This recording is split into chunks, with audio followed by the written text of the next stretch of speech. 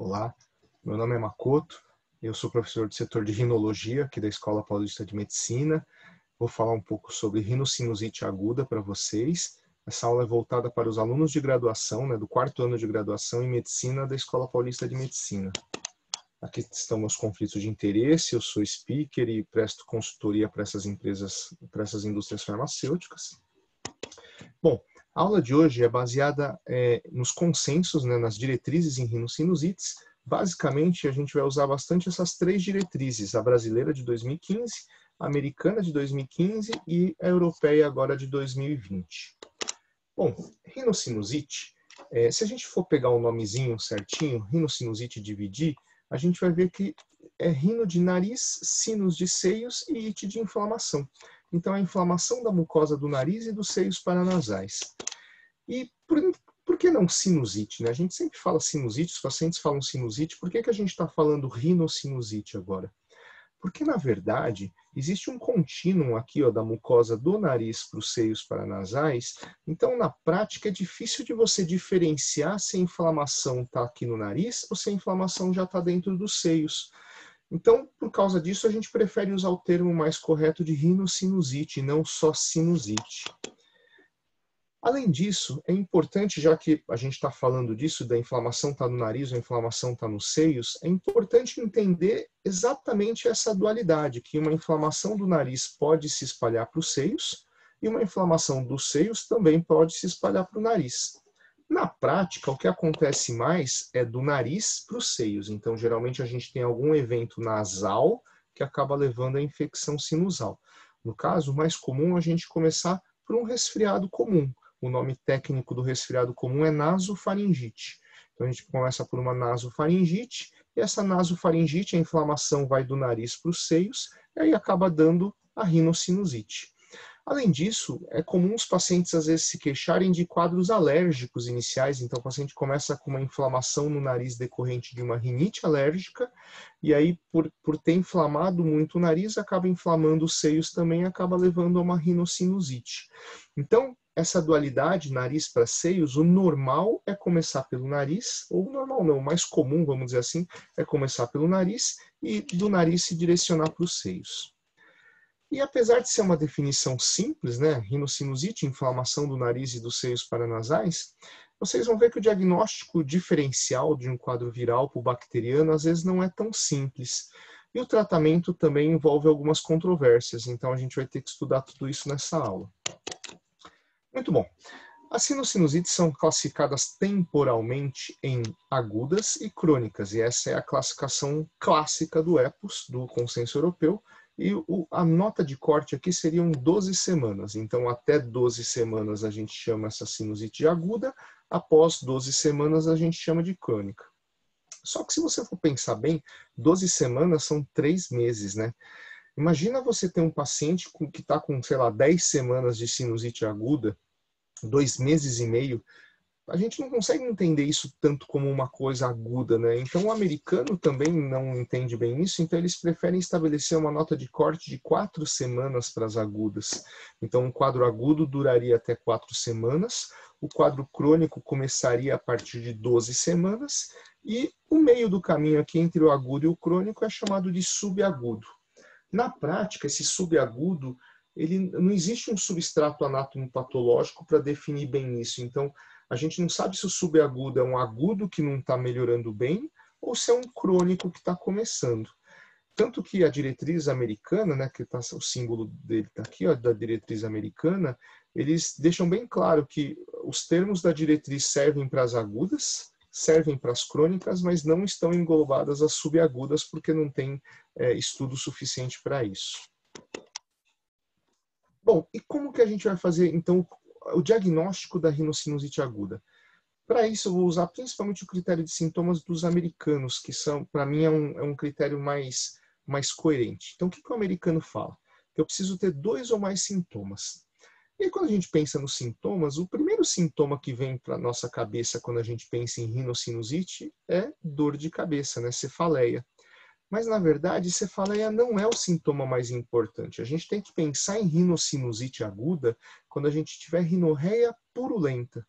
Então, infecção no nariz, infecção nos seios, para a gente pensar nisso, a gente tem que ter catarro, rinorreia purulenta. E aí eu já vou adiantando que o fato de ter pus não quer dizer necessariamente que tenha bactéria. Vírus também causa rinorreia purulenta. Então, rinorreia purulenta é um sinal de inflamação. Então, isso que é importante para o americano. Eu tenho que ter rinorreia purulenta, aí sim, associado a obstrução nasal e ou facialgia. Então, assim, isso são critérios, tá? Para vocês entenderem, não tem um sintoma único, um sintoma verdadeiro, exclusivo para rinocinusite aguda. São critérios diagnósticos. E esse que é o grande problema. Então, o que eu quero que vocês tenham na cabeça é que se chegar um paciente com rinorreia purulenta associada a obstrução nasal e facialgia, aí sim, a primeira coisa que vocês têm que pensar é em rinocinusite aguda. Ah, pode ser outra coisa? Pode. Mas não é o mais provável. O mais provável é que se eu tiver essa combinação de sintomas, é que o paciente esteja diante de uma rinocinusite aguda. Ah, mas professor, eu já tive uma sinusite que eu só tive dor de cabeça. Pode acontecer? Pode. Mas, de novo, se um paciente chegar para você só com dor de cabeça, sinusite não vai ser sua primeira opção, certo? Então você vai pensar em cefaleia tensional, vai pensar em enxaqueca, vai pensar em hemicrânia. Aí só lá pelo quarto ou quinta hipótese diagnóstica que você vai pensar em rinocinusite aguda. Então isso que você tem que ter na cabeça. Se você fechar esses critérios aqui de sintomas, a primeira hipótese tem que ser rinocinusite aguda. Agora, sim, eu posso ter rinossinusites agudas sem ter esse critério fechado, mas lembrar que isso são exceção, não é a regra. Lembra que a rinocinusite aguda é uma evolução do resfriado comum, da nasofaringite aguda. Então, na verdade, você tem que pensar em sinusite aguda naqueles pacientes que estão gripados, resfriados. É aquela situação de quando você está gripado, está resfriado e não está muito bem. Isso que é rinocinusite aguda. Então, você pode usar alguns outros sintomas adicionais para te ajudar, como hiposmia, tosse, fadiga, febre, dor de dente, disfunção tubária. Então, de novo, lembra de como você ficou quando estava gripado, resfriado? Essa que é a ideia para direcionar você a pensar numa rinocinusite aguda. Tudo bem? Continuando. Primeiro, sintomas. Segundo critério, obviamente, sinais.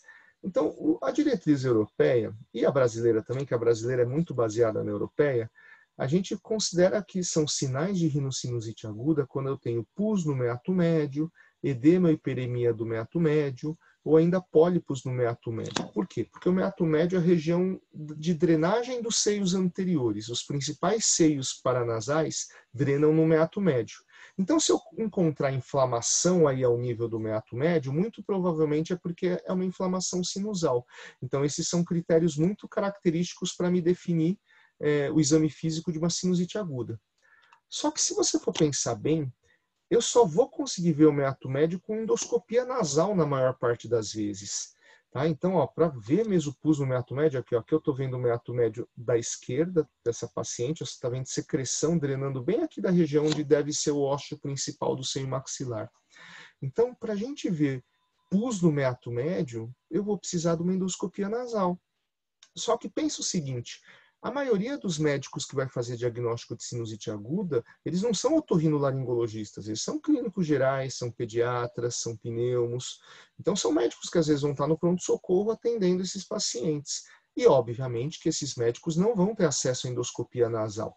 Então eu não posso fazer um critério diagnóstico que leve em consideração um exame que a maior parte dos médicos não vai ter acesso. Então, a gente também pode considerar como sinais de rinocinusite aguda se eu tiver rinorreia posterior, que é muito mais fácil de você examinar, que é só você fazer uma oroscopia, você já consegue examinar a garganta e ver secreção lá atrás, ou ainda pus na cavidade nasal, você levanta o nariz, põe uma lanterninha, você já vai conseguir ver secreção no nariz. Então, são maneiras muito mais fáceis de fazer o exame físico de um paciente com suspeita de rinocinusite aguda. Então, você vai poder ver, por exemplo, secreção no nariz de uma maneira mais fácil, ou ainda secreção aqui, ó, vindo para a parte posterior da garganta, descendo por trás do nariz, indo para a garganta. Tudo bem? Continuando. O terceiro critério são exames de imagem. Então, primeiro sintomas, segundo sinais, depois exames complementares. Eu já vou começando essa parte dizendo que exame de imagem não é recomendado para sinusite aguda, exceto se você está suspeitando de alguma complicação. E complicação é um evento muito raro. Então, não é tão simples assim, não vai ser tão comum você ter um paciente com complicação de sinusite. Basicamente, complicação de sinusite é quando a sinusite sai dos seios. Então, o mais comum é ir para o olho. O normal são aquelas criancinhas que têm sinusite e de repente o olho fica inchadão, vermelhão. Isso que é uma complicação de sinusite, tá? Não é a regra de acontecer. Então já põe na cabeça de vocês que não é para pedir exame de imagem para diagnosticar uma sinusite aguda. Simplificadamente, por que não?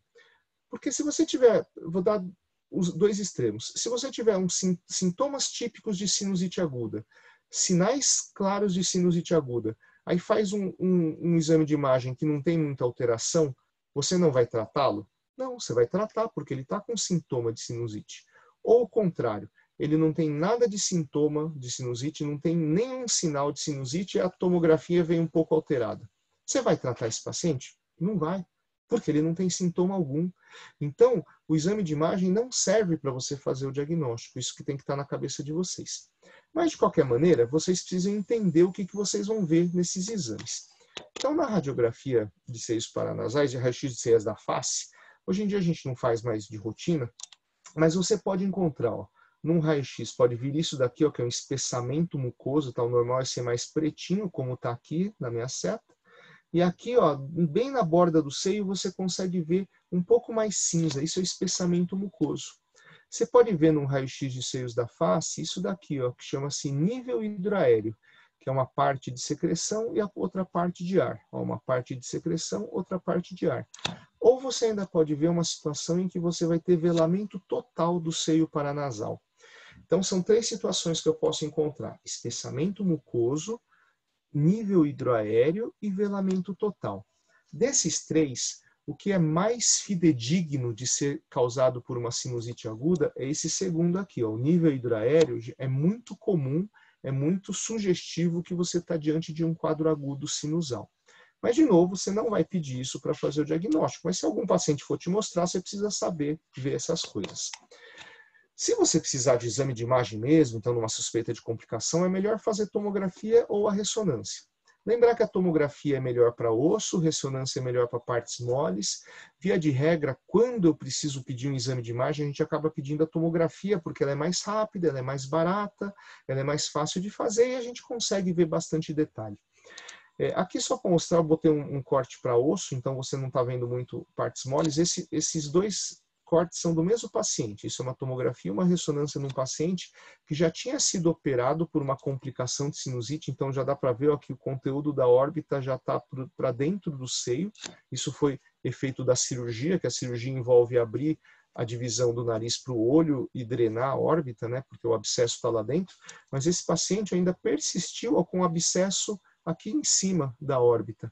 Então, precisou fazer uma segunda cirurgia para drenar esse abscesso ainda. Então, para vocês verem que a tomografia e a ressonância são melhores, ó, você consegue ver mais detalhes. Ó, esse lado está normal, esse lado está alterado, para vocês verem bem como que é a diferença de um lado normal para um lado alterado. E que tomografia é melhor para osso, ressonância é melhor para partes moles. Continuando. Então, se a gente pegar nossos critérios diagnósticos, eu vou ter sintomas, que são 2 ou mais sintomas, sendo um deles tem que ser rinorreia purulenta e o outro obstrução nasal facialgia. Eu posso ter sinais mostrando sinusite aguda, que são pus na cavidade nasal ou pus indo por trás do nariz, né, pós-nasal, e não são recomendados exames de imagem. Mas continuando aqui essa discussão de otorrino, não otorrino, vocês vão perceber que fazer o exame do nariz não é uma coisa tão fácil assim. Mesmo sem endoscopia, fazer só rinoscopia nasal não é uma coisa tão fácil. Então, levando-se em consideração que a maioria dos médicos que vão fazer diagnóstico de sinusite aguda não são otorrinos, as diretrizes são unânimes em dizer que na sinusite aguda eu posso fazer um diagnóstico baseado apenas em sintomas. Ah, então se um paciente me ligar e falar como ele está sentindo, eu posso dizer que se ele está ou não com uma sinusite aguda? Pode. O diagnóstico da sinusite aguda pode ser feito só com sintomas. Mas falar, mas não é melhor examinar? Claro que é. Mas é só para vocês entenderem que os sintomas são mais importantes nessa situação da sinusite aguda. E também para entender que, como a sinusite aguda geralmente é um evento autolimitado, não vai ter uma coisa tão grave para o paciente se você errar um diagnóstico na primeira instância, vamos dizer assim. Mas aí, se esse paciente não melhorar, ele vai voltar, e você vai complementar seu exame, tudo você consegue ver melhor e diagnosticar melhor esse paciente. Então, sinusite aguda, por exemplo, nessa moda atual da telemedicina, por causa do Covid-19, daria sim para eu fazer um diagnóstico só conversando com o paciente por telemedicina, e aí caso eu passo um tratamento, caso ele não melhorasse, aí sim eu precisaria fazer, de repente, uma consulta ao vivo mesmo, física, vamos dizer assim, para eu poder examiná-lo adequadamente. Bom, o principal aí da rinocinusite aguda vai ser diferenciar viral de bacteriano, certo? Porque a microbiologia vai envolver tratamento, obviamente a microbiologia pode ser de qualquer um dos dois. Viral é mais comum, o principal vírus é o rinovírus, né? Geralmente metade dos casos é por rinovírus, mas o nosso coronavírus aí que a gente tem falado bastante, ele é o segundo principal vírus aí nas sinusites agudas. Claro, não é o SARS-CoV-2, não é esse vírus, são os outros coronavírus, os coronavírus humanos mais simples, né? Os alfa e beta coronavírus, que são mais comuns e podem causar rinocinusite aguda. Mas eu posso ter uma série de outros vírus causando rinocinusite aguda também. E de bactéria? De bactéria é importante a gente saber essas três primeiras, que é pneumococo, hemófilos e moraxella, são os mais comuns. Apesar do piógenes também estar e o Staphylo aureus está em porcentagens muito parecidas da moraxella, mas no caso da moraxella vocês precisam saber porque é mais comum em crianças. Então, quando a gente tem criança com sinusite aguda, a gente pode estar diante de moraxella. Bom, o que tem de interessante aqui? Ó? A vacinação, quando começou a vacina pneumocócica, né, ainda a heptavalente, lá nos anos 2000, os 5 anos seguintes, eles levaram a uma diminuição das sinusites agudas por pneumococo. Então, ela atuou nos pneumococos que estavam causando sinusite aguda. E então houve uma inversão de proporções. Agora a gente acabou tendo mais sinusites agudas bacterianas por hemófilos do que por pneumococo. Aí você fala, pô, mas a gente tem vacina por hemófilos também, certo? Que é contra hemófilos tipo B. Por que não funcionou aí para sinusite? Porque o hemófilos da sinusite é um hemófilos não tipável, então não teve influência da vacinação contra hemófilos do tipo B. Bom, e como que ocorre então a sinusite? Lembra que eu falei lá no comecinho da aula? Geralmente começa pelo nariz e vai para os seios. Então, o evento inicial geralmente é um resfriado comum. A enorme maioria dos pacientes vai resolver desse resfriado comum, uma pequena parcela vai acabar desenvolvendo uma rinocinusite aguda viral. E dessa parcela que desenvolveu uma sinusite aguda viral, só meio a 2% acaba chegando aqui e tendo realmente uma sinusite aguda bacteriana. Então é importante vocês perceberem esse contínuo e entenderem que rinocinusite aguda bacteriana é a menor parcela dos pacientes. Então, se você atender 20 pacientes com rinocinusite aguda num plantão e der antibiótico para 18, tem alguma coisa errada, porque é minoria que é bacteriana, a maioria vai ser viral. Tenham sempre isso na cabeça. A maioria das infecções de via aérea superior que vocês vão atender em prontos atendimentos são virais, não são bacterianos. Desculpa. Quais são os sintomas, então, do resfriado comum? Lembra do nome. Resfriado comum é nasofaringite. Nasofaringite vai ter sintoma no nariz e sintoma na garganta. Então, esse paciente vai ter congestão nasal, coriza, espirro, dor de garganta e os sintomas gerais, que geralmente são mais importantes aqui no resfriado comum, que é febre, mialgia e tosse. Só lembrar de como você ficou quando estava resfriado. O nariz escorre muito, fica espirrando, congestiona, começa a dar uma dorzinha de garganta. Isso é o resfriado comum. A maioria melhora aqui, mas uma parcela não melhora e vai evoluir para a sinusite viral. Como que eu sei que evoluiu para a sinusite viral? Porque ele vai ter aquela tríade que eu falei aí no começo da aula também. Rinorreia purulenta, congestão nasal e facialgia. Então, repare que muda o padrão de sintomas, principalmente daquela coriza mais clarinha, para agora ter pus mesmo, catarro purulento dentro do nariz. E quando ele virar bacteriana, o que muda nos sintomas? Basicamente nada. Ele vai continuar com rinorreia purulenta, com congestão nasal e com facialgia. Então a gente vai ter que dar um jeito aí de descobrir como é que ele virou de viral para bacteriana. De novo, lembrar que isso é um contínuo. Ele vai começar daqui e se tiver muito azar, ele vai chegar aqui. Então, meio a 2% acaba chegando nesse lado da moeda. Como que eu vou diferenciar, então, a sinusite aguda viral da sinusite aguda bacteriana? eu tenho algum sintoma, sinal, exame específico? Bom, geralmente os médicos associam a presença de pus, né, de catarro, de pus, a rinocinusite aguda bacteriana. Mas olha que interessante, quando o paciente conta para a gente que tem pus no nariz, o valor preditivo positivo de pus no nariz para sinusite bacteriana é de só 50%. Mas fala, poxa, é um número bom 50%? Não, não é. 50% é a mesma probabilidade de eu acertar de eu jogar uma moeda para o alto e decidir se é viral ou bacteriana. Então, o fato de ter pus no nariz não é sinônimo de antibiótico. Tá? Pus no nariz não é igual a bactéria e pus no nariz não é igual a antibiótico. Tenham sempre isso em mente. Tá bom? Vocês vão errar em metade das vezes. Aí o otorrino costuma falar, mas tudo bem, o paciente falar que tem pus, não tem problema, mas se eu vir pus dentro do nariz, aí é certeza que é sinusite. Também não é. Olha isso daqui, ó. Pus nas fossas nasais, valor preditivo positivo 17%. É menor ainda. Quer dizer que quando eu vejo pus no nariz, só 17% foi causado por uma sinusite bacteriana. Os outros 80% são sinusites virais, são rinite, sinite alérgica, rinite não alérgica, um monte de outras coisas pode dar secreção no nariz também. Então, põe isso na cabeça.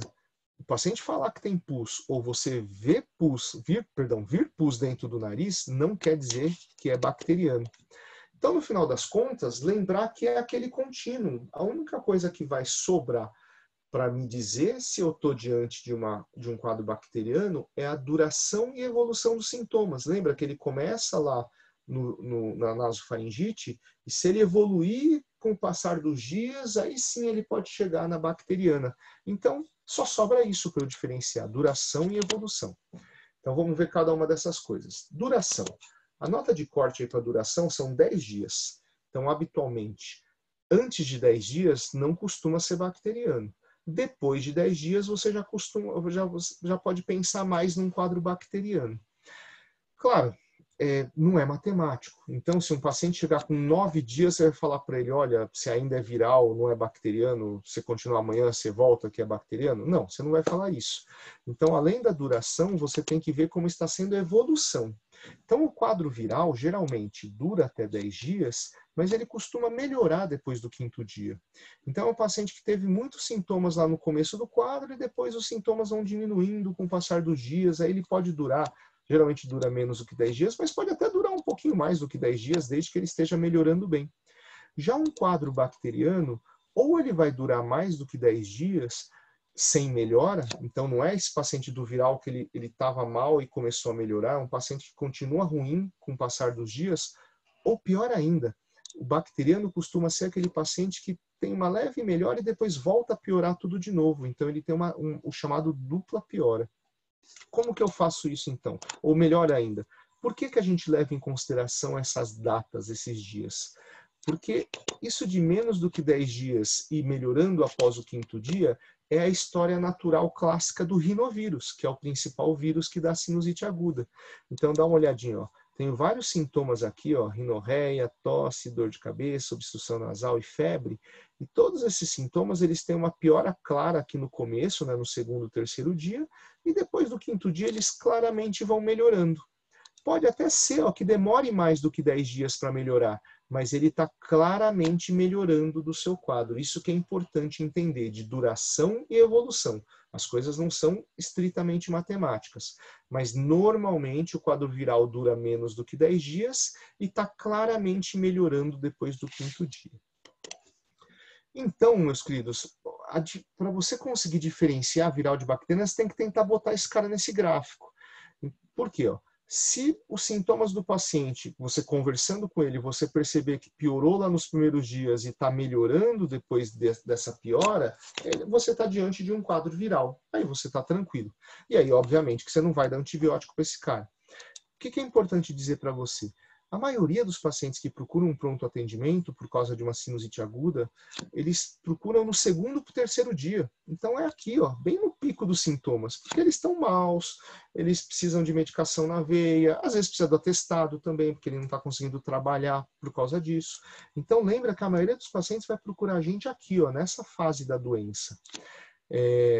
Então, se você pergunta para ele quantos dias você está de doença, estou 2 dias, começou ontem, começou anteontem. provavelmente você vai estar diante de um quadro viral. Eu já vou dar uma outra dica aqui agora. Se esse paciente, você começar a perceber que ele não está mais dentro desse gráfico, que ele está, por exemplo, se ele fala aqui, ó, quanto tempo você está doente? 7 dias. E 7 dias, e aí você pergunta, você está melhorando? Não, não estou melhorando. Então ele está aqui, ó, ele não está aqui. Ou ainda, se ele está tendo a dupla piora, aí você já começa a considerar que é bacteriano esse quadro, e não mais viral.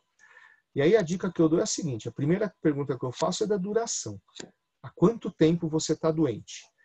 Se ele te falar, por exemplo, 7 dias, eu vou perguntar a evolução. Você está melhorando ou você continua ruim, que nem estava no começo?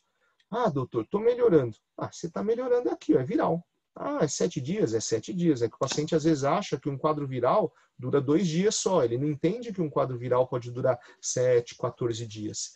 Então ele fica com dúvida e te procura. Então se ele falou que está melhorando, ele está aqui. Agora, se você perguntou, tá uma semana de história e não está melhorando, aí provavelmente ele está aqui, ó, ele está no bacteriano, certo? Da dupla piora, vamos voltar aqui na duração e evolução. Então, nesse gráfico é comum o paciente, quando eu pergunto ao paciente quantos dias você está doente, ele fala 2 dias.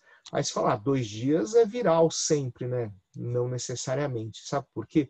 Porque às vezes o paciente está aqui, ó, no 7º dia, e quando você pergunta para ele nesse ponto aqui, ele fala para você, doutor, eu estou 2 dias doente. Por isso que tem que perguntar da evolução, porque daí nesse cara eu pergunto, e semana passada, você estava doente também? Esse cara aqui vai falar, doutor, eu estava doente sim semana passada, mas eu já melhorei desse quadro. Eu fiquei doente de novo. Ele não consegue entender que é o mesmo quadro que só melhorou e piorou. Ele acha que são 2 eventos separados. Então, só toma cuidado. Se o paciente falar que está 2, 3 dias doente, pergunta como é que ele estava na semana anterior, se ele não estava doente antes, porque senão você pode perder a dupla piora. O paciente não te conta que ele teve dupla piora geralmente, tá bom? Bom, e para que eu faço essa diferenciação de viral e bacteriana? É porque eu preciso ver se eu vou usar ou não um antibiótico, né? O paradigma clássico é sinusite aguda viral, eu não uso antibiótico, e bacteriana, eu uso antibiótico. Isso que é o clássico que a gente aprende há décadas. Mas eu vou dar alguns números para vocês pensarem um pouco. Dá uma olhadinha. NNT, NNH. NNT é Number Needed to Treat, ou em português, número necessário para tratar. Um NNT de 15 quer dizer que eu preciso dar antibiótico para 15 rinossinusites agudas para uma delas se beneficiar do uso do antibiótico. Ou seja, para 14 não precisava ter dado.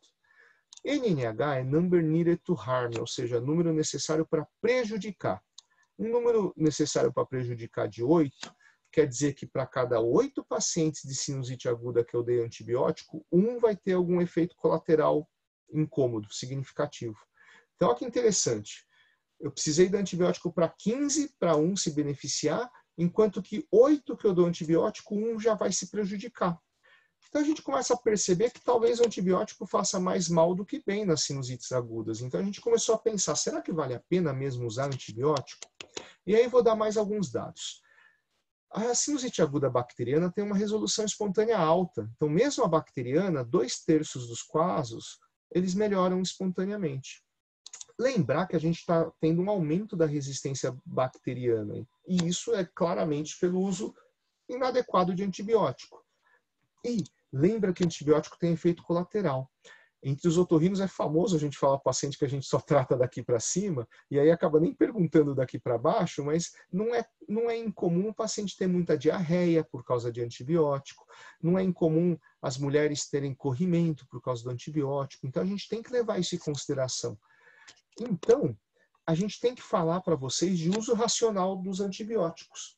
Uso racional eu entendo de 2 maneiras. A primeira é não usar antibiótico na viral. Aí você fala, pô, professor, mas é óbvio que eu não vou usar antibiótico na viral. Não é óbvio, não. Tem estudos que mostram que em alguns países aí do mundo existe prescrição de antibiótico em 90% das sinusites agudas, em 98% das sinusites agudas. Aí você pensa, pô, será que o paciente estrangeiro o gringo é tão mais inteligente que a gente que só vai procurar um médico quando é bacteriano? É claro que não. É o médico que está dando antibiótico errado. Então, se vocês conseguirem não dar antibiótico para as virais, eu já vou estar feliz da vida, porque vocês já vão estar melhores do que 95% dos médicos do mundo. Agora, é importante vocês lembrarem que nem toda sinusite aguda bacteriana precisa de antibiótico. E eu gosto de dar esse dado para vocês, porque o medo que o aluno tem de não dar antibiótico é o seguinte: poxa, mas e se fosse bacteriana, eu errei o diagnóstico e não dei o antibiótico? Eu não estou fazendo mal para o paciente? Não, não está. Porque hoje em dia a gente não precisa de antibiótico para todo o quadro bacteriano. Lembrem disso. Então, na verdade, o que acontece é isso. É que, lembra que a maior parte dos pacientes que você vai atender vai estar no resfriado comum, uma pequena parcela vira viral, desses virais, uma pequena parcela ainda vai virar bacteriano, e dos bacterianos, uma pequena parcela só que realmente precisa de antibiótico. Então, não precisa ter medo de não prescrever antibiótico, que você vai prejudicar o paciente. Não, não precisa ter esse medo. A gente sabe hoje em dia que a gente é bem seguro não usar o antibiótico. Bom, então, o que está acontecendo é isso daqui, ó. Estamos mudando do paradigma clássico de viral antibiótico não e bacteriano antibiótico sim, para viral antibiótico não e bacteriano antibiótico talvez, certo? Mas, de novo, se vocês conseguirem se esforçar para não dar o antibiótico para viral, eu já vou estar muito feliz. Vocês já vão estar melhores do que 95% dos médicos do mundo. Muito bem. E aí, eu vou dar algumas dicas para você conseguir mudar realmente seus paradigmas. Então, primeira coisa, não dar o antibiótico para o paciente não quer dizer que você não vai tratar. Isso tem que estar bem claro na sua cabeça. Não dar antibiótico quer dizer que você não vai dar antibiótico, mas você vai dar remédio para outras coisas. Que outras coisas? É muito importante que você dê sintomáticos para ele, mas principalmente que esses sintomáticos abordem o sintoma principal. Esse era um erro que a gente tinha quando a gente ia dar aula para os alunos, falar, quadro viral só dá sintomático. Aí o aluno dava qualquer coisa. Não, você tem que dar sintomático que funcione para o sintoma dele. As sinusites não são todas iguais. Vai ter um paciente que vai procurar o PS porque a sinusite dele está dando dor de cabeça. Nesse cara, você vai ter que dar analgésico. Vai ter paciente que vai procurar um pronto-socorro porque a sinusite dele está dando entupimento no nariz. Esse cara é melhor você dar descongestionante. Ou vai ter paciente que vai procurar você porque está com muita rinorreia. Talvez seja melhor da lavagem nasal. Então, vocês percebam que a mesma sinusite pode ter sintomas diferentes e o tratamento, obviamente, vai ser diferente, mesmo sendo um quadro agudo que não precisa de antibiótico. Tá? E, no caso das bacterianas, como que você pode fazer esse talvez? Esse talvez você pode usar um negócio que chama watchful waiting, que é a espera cuidadosa, ou delayed prescription, que é a prescrição demorada, vamos dizer assim. Então, vamos supor que eu atenda um paciente que eu fiz lá duração, evolução, ficou claro para mim que é uma sinusite aguda bacteriana. Para esse paciente, se ele não tiver muito mal, eu posso dar a prescrição do antibiótico e falar, espera, não começa ainda. Aí o que eu faço? Eu dou duas prescrições. Eu dou uma prescrição dos sintomáticos e a outra prescrição do antibiótico. Eu falo para ele, ó, começa por essa. Se você não melhorar em 2 dias, aí além dessa, você ainda compra essa segunda. A maioria dos pacientes hoje em dia prefere isso. Por quê? Porque isso é uma coisa que a mídia jogou a nosso favor, eles já entendem ter resistência bacteriana, então eles entendem que é melhor não usar antibiótico. Segundo ponto, antibiótico é caro. Então, se você consegue dar uma opção para o paciente não comprar um antibiótico, é uma coisa boa. O antibiótico custa 150 a 200 reais o ciclo de tratamento. Então, você vai fazer um benefício para ele. Então, é importante também, quando eu dou essas duas prescrições, eu não falo uma ou outra. Eu falo, você vai usar de sintomáticos e se não melhorar, você vai continuar com a de sintomáticos e ir para de antibiótico também. Então, você vai adicionar. Porque se você falar um ou outro, ele fala, então já deixa eu pegar direto do antibiótico. Ele precisa entender que existe a possibilidade de não usar o antibiótico e se tiver que usar, vai adicionar, vai ser um gasto a mais que ele vai ter, além das outras receitas. Muito bom. Olha que interessante. Eu coloquei aqui o consenso americano, eu coloquei um consenso internacional que foi uma modificação da diretriz americana e coloquei aqui o EPOS, que é a diretriz europeia agora de 2020. Reparem que eles para agudo, como não tem muita evidência para os tratamentos de agudo, eles têm bastante confusão entre eles, tá? Mas o que eu quero deixar aqui de lembrete, não quero que vocês decorem isso não, fiquem tranquilos quanto a isso, mas eu quero que você entenda que você tem uma série de medicamentos que podem ser usados na sinusite aguda viral, claro, tirando os que estão aqui como sem benefício, recomendação contra, tal, mas você tem uma série de medicamentos que você pode utilizar e que você vai escolher dentre eles de acordo com o sintoma do seu paciente, tá? Não pode ter receita padrão para sinusite aguda. Você tem que perguntar para o seu paciente, qual que é o pior sintoma seu hoje? Ah, o meu pior sintoma é o nariz entupido. Então, eu vou lá no descongestionante, certo? Vocês entenderam isso? Você tem que dar uma receita de acordo com o quadro do seu paciente. Continuando, então. O que é muito importante aqui no tratamento da viral? Não usar antibiótico, acho que isso é o mais importante. Explicar a doença e o tratamento, explica, porque assim, ó, parece bobeira, mas o paciente acha que toda sinusite é bacteriana, ou melhor ainda, o paciente acha que toda sinusite precisa de antibiótico. Ele nem sabe que antibiótico é para bactéria. Ele acha que toda sinusite precisa de antibiótico. Então, você precisa explicar, olha, o senhor está com uma sinusite. Evita o termo virose, que o paciente acha que virose significa que você não sabe o que ele tem. Então, geralmente, quando eu vou falar da sinusite aguda viral, eu explico assim, ó. O senhor está com uma sinusite aguda e a sua sinusite aguda é viral, não é bacteriana. Até esse ponto, faz um ponto de interrogação na cara do paciente, porque para ele tanto faz isso. Aí que eu explico. Sinusite aguda viral não se usa antibiótico, porque o antibiótico não funciona para isso. A gente só usa antibiótico na bacteriana. Isso quer dizer que a sua rinocinusite ou a sua sinusite não precisa de antibiótico. Com isso, você explicou a doença, explicou o tratamento, eu gastei o quê? 20 segundos no máximo e expliquei tudo isso para ele. Então, explica, porque se o paciente não sabe sobre a doença, não sabe sobre o tratamento, a chance dele fazer seu tratamento é pequena, ele não vai confiar em você. É importante que você explique a doença e explique o tratamento. E lembrar, de novo, eu já falei, mas direcione o sintomático para o pior sintoma do paciente. Então, pergunte para o seu paciente qual é o pior sintoma dele. Já nas bacterianas, a gente tem também uma série de recomendações, tal, mas basicamente o que tem que entender é do antibiótico e qual antibiótico usar. E repara que em 2015 era a recomendação que se usasse o antibiótico nas bacterianas, e dava uma recomendação sobre qual usar, depois virou opção, e agora a diretriz europeia já fala que pode dar, mas só quando for muito necessário. A gente vai chegar aí o que é o muito necessário. Muito bem. Então, quando que eu vou usar antibiótico? Eu vou usar antibiótico, obviamente, nas bacterianas, mas eu já mostrei na aula hoje que não é em toda bacteriana. Então, na verdade, você vai usar antibiótico na bacteriana que o paciente está mal, que os sintomas estão mais graves, estão mais fortes. Então, de novo, não é só o fato de ter sintoma grave ou sintoma forte. Às vezes o paciente pode falar que está com uma baita dor de cabeça e o quadro ser viral também. Então, o fato de ter o sintoma forte não quer dizer que você vai dar antibiótico. Mas se você está considerando que a sinusite dele é bacteriana e essa bacteriana está com um sintoma muito forte, aí sim vale a pena você dar um antibiótico. Entenderam? Então essa que é a ideia de dar antibiótico na sinusite aguda.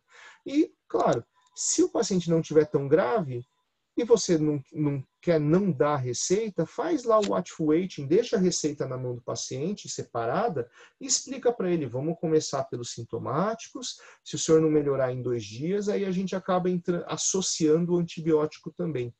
Eu vou falar, falando assim, parece que o paciente não quer, mas a enorme maioria dos pacientes gosta desse tipo de abordagem e prefere ter a opção de poder não usar o antibiótico, tá? Então isso é uma coisa bem interessante mesmo. E mais uma coisa, essa prescrição HANC é para o paciente bacteriano. Então, você não é assim, o cara está com 2 dias de história, que é viral, aí você fala, vou deixar uma receita, se você não melhorar até o 10º, você começa. Não, está errado. Você só vai fazer essa receita adiada, o HANC prescription, quando o paciente se enquadrar como sinusite bacteriana. Então, ele já é bacteriano, aí sim eu tenho a opção de dar ou não dar o antibiótico, tudo bem? Não é para dar receita de antibiótico para o paciente com quadro viral. Não, quadro viral não é para dar antibiótico, é para dar só o sintomático. Qual antibiótico usar? As diretrizes de otorrino geralmente falam em amoxicilina como primeira escolha. Mas olha que interessante, as diretrizes não otorrinolaringológicas, né, no caso aqui de medicina de família e de doenças infecciosas, falam para já dar amoxa com clavulanato como primeira opção. E aí a diretriz americana, ela fica em cima do muro, ela fala que eu posso, o texto fala assim, considerando que você vai entrar com antibiótico, né, nos quadros bacterianos, você deve prescrever amoxicilina com ou sem ácido clavulânico. Então eles ficaram em cima do muro entre qual usar. Basicamente, é importante vocês saberem que a gente trata entre 7 a 10 dias. Na falha ou em caso de alergia, na falha geralmente falha da amoxicilina, você vai para a amoxa com clavulanato. Se falhou a amoxa com clavulanato, tem a opção de dar em altas doses, mas geralmente a gente acaba trocando a droga ou para céfalo de segunda, ou até para fluorquinolona, não é a primeira escolha mais para sinusites, por causa daquelas recomendações do FDA, mas às vezes o paciente é alérgico, falhou já com tratamento, você pode pensar numa fluorquinolona. A gente pede para de rotina evitar macrolídeo, mas claro, também numa situação de falha, alergia, que você já está tendo que trocar antibiótico, a gente acaba entrando com macrolídeo também, mas evitem ele como primeira escolha, porque ele gera resistência muito rapidamente. E o Bactrim, né, que é a sulfonametoxazol trimetropin, também tem altas taxas de resistência, então não é muito bom você usar de rotina em rinossinusites agudas. Bom, esse é um slide importante. Quando que você tem que pensar em resistência bacteriana? Primeiro nos extremos de idade, tá? Criança principalmente costuma ter mais hemófilos e moraxella que são mais resistentes à amoxicilina, então talvez você já tenha que usar outra medicação. Nos pacientes com comorbidades, você tem que pensar em resistência bacteriana, então talvez nesses casos aqui eu não usaria amoxicilina como primeira escolha, já partiria para uma amoxa com clavulanato. Sintoma grave é muito relativo, tá? A gente não costuma usar isso de rotina para definir se eu vou usar amoxa ou amoxa com clavulanato. Agora, esse é o principal, uso prévio de antibiótico. Toda vez que você prescrever um antibiótico, tem que perguntar qual antibiótico ele usou recentemente. Tem diretrizes que falam entre 4 a 6 semanas antes, tem diretrizes que falam até 3 meses antes. O que isso quer dizer? Se ele usou um antibiótico X nos últimos 3 meses, você não pode usar de novo esse X, você vai ter que usar um Y, porque tem a chance da bactéria que está causando a infecção agora ter uma memória imunológica de ter resistência por ter sido usado já esse antibiótico X nos últimos 3 meses. Tá? Então perguntem se ele usou antibiótico nos últimos 3 meses, não dá para usar o mesmo tipo de antibiótico, tem que usar algum outro tipo. E para finalizar a aula, eu vou fazer um fluxograma bem básico relacionado aqui ao que a diretriz americana nos orienta, que é o seguinte. Então, primeiro fazer diagnóstico da sinusite aguda, que é até 4 semanas com 2 ou mais sintomas, sendo o principal rinorreia purulenta, mas pode estar associado a obstrução nasal e ou facialgia. Se eu considero que ele tem uma sinusite aguda, minhas perguntas seguintes são duração e evolução. Então, se a duração for até 10 dias e estiver melhorando após o 5º dia, eu considero que esse quadro é viral. Se a duração não está melhorando, no caso, a duração está mais do que 10 dias, ou ainda, se ele está piorando após o 5º dia, aí eu já considero que esse quadro é bacteriano. Então, lembrar que preciso ter critérios para pensar em bacteriano. Ele precisa estar prolongado ou precisa ter aquela dupla piora para a gente pensar em bacteriana. Se for um quadro viral, eu vou dar algum tipo de sintomático, que pode ser lavagem nasal, analgésico, anti-inflamatório, antihistamínico, corticoide nasal ou descongestionante, a depender do sintoma do paciente. Tá? Então, veja qual o sintoma principal, aí você pode dar algum desses medicamentos. E nas bacterianas, também vou usar sintomáticos, os que têm evidência são esses, lavagem nasal, analgésico, corticoide nasal e descongestionante. E aí, eu vou pensar se vou dar ou não antibiótico. Antes de ir para o antibiótico, reparem que eu nem coloquei corticoide oral. Há uma recomendação para se evitar corticoide oral nesses quadros e também há uma recomendação muito importante para você não dar corticoide de depósito, que são aqueles corticoides injetáveis intramusculares de depósito, porque você pode dar efeitos colaterais que vão ser piores do que a própria doença. Tá? Então, não usem corticoide oral, não usem corticoide de depósito. No máximo, se você quiser, você pode dar uma dose de corticoide endovenoso no pronto-socorro só para melhorar o sintoma para ele ir para casa. Mas também não é a recomendação de rotina. Você vai dar analgésico, anti-inflamatório, essas coisas todas. Bom, mas supondo que você foi para o antibiótico, você pode não dar o antibiótico, mas aí eu recomendo que já deixe a receita com o paciente, faça essa receita wait and see, e aí se ele não melhorar, ele usa. Geralmente o que eu faço na minha rotina, eu deixo o meu WhatsApp lá com o paciente, eu peço para ele entrar em contato se ele não estiver melhorando, aí dependendo dos sintomas a gente decide se ele vai usar ou não o antibiótico que eu já deixei a receita. Ou ainda, se você já optou por já entrar de cara com antibiótico, você pode escolher entre a amoxicilina e a amoxa com clavulanato, e não melhorando, ou alternativa, no caso de falha, naquelas coisas de resistência, você pode pensar em céfalo de segunda geração ou quinolonas. Então é isso que eu queria passar para vocês de rinocinusite aguda. Eu vou deixar meus contatos aqui, podem entrar para os alunos aí do quarto ano, podem entrar em contato por WhatsApp para tirar dúvida, a gente conversa por telefone, eu me mando áudio, eu te mando resposta, do jeito que vocês acharem melhor, para que a gente possa tirar essas dúvidas todas. Espero que essa aula ajude bastante vocês no dia a dia de vocês, quando vocês virarem médicos, e que vocês não usem antibiótico de uma maneira inadequada. É isso que eu tinha para falar. Um abraço aí para todo mundo. Obrigado.